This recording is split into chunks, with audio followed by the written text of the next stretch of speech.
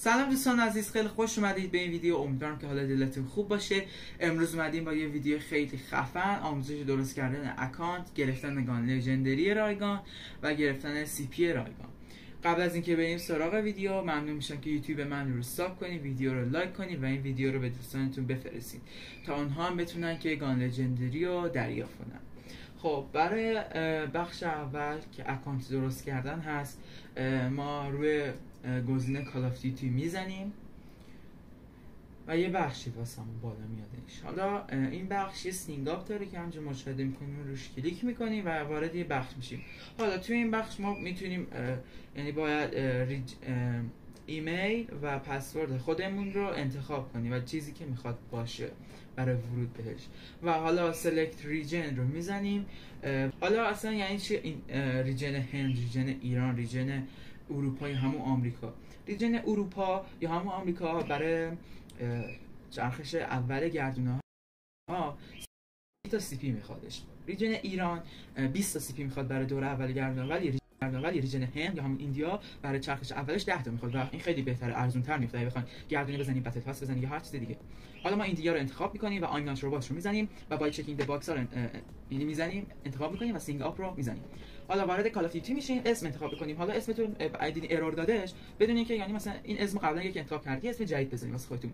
ما هم برای اینکه کسر کیوای گذاشتیم چون اسممون توی چنلمون کسر کیوای هستش. حالا قبل از اینکه ما وقتی وارد اکانت میشیم، بعد میریم مثلا کال آف دیوتی به ما یاد میده که چجوری بازی کنیم و چجوری گان ها رو سویچ کنیم، که حالا اون مراحلش رو میگذریم و یه دستم بعد مولتی پلییر بازی کنیم. وقتی که این کارها رو کردیم، وارد بخش ایونت میشیم، همونجوری که مشاهده میکنیم.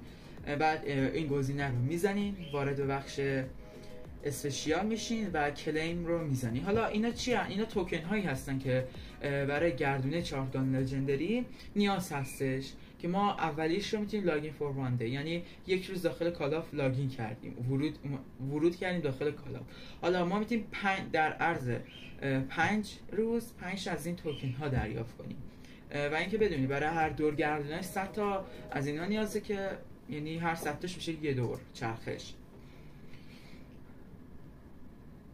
حالا برای بخش بعدی که بتونیم بیشتر دریافت کنیم از این توکن ها، وارد بخش پروفایل میشیم، بیسیک رو انتخاب میکنیم، ویزیت سیف هاوس رو انتخاب میکنیم، وارد یه بخش میشیم و اینها رو رد میکنیم و گزینه آرسنال رو میزنیم و بعد اینجا گان های متیک لژند ها رو نشون میده و بخش اون یکیش اسکین های لژند و متیک رو نشون میده. حالا ما اینجا روی سریز میزنیم. وقتی که روی سریز زدیم، گردونه هایی که قبلا بوده و لژندری رایگان داشته رو میاد بالا، همشون کلا 3 تا بوده: هالی دی، هالووین و این جدیدی که الان وارد بازی شده.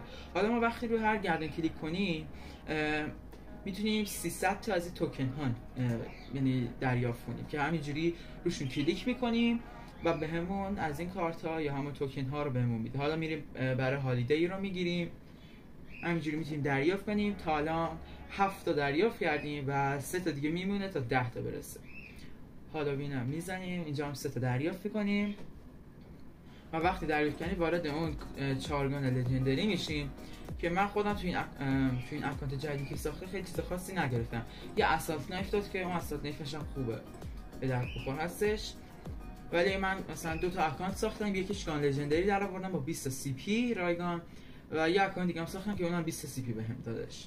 حالا برای سی پی ها چجوریه؟ همینجوری که این گزینه رو می‌بینید، گزینه رو انتخاب می‌کنیم و اینجا رو میبینید. اینجا یه گردونه رایگان هست، برای مثلا هر چرخشش یه توکن نیاز داره که اون توکن ها بغل سی پی رو میبینید. الان واسه من 0.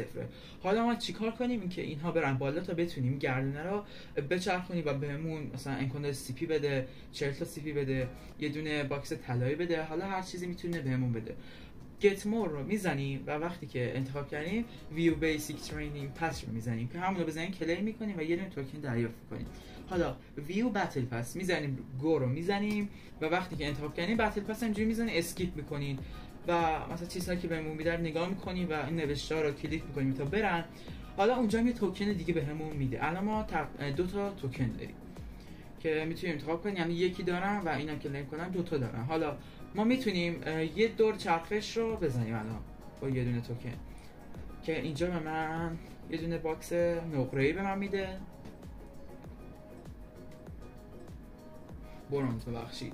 و یه دونه هم 100,000 تا از این توکن ها میده که بتل پس جلوتر میره. حالا میتونی همینجوری اکانت بسازی و امکان داره بهتون گان لژندری بده، سی پی بده، امکان داره که خیلی چیزهای دیگه که نیاز دارین رو بهتون بده. خیلی ممنون که تا آخر ویدیو تماشا کردی. ممنون میشم چنل رو ساب کنین، ویدیو رو هم لایک کنین. خدا نگهدار.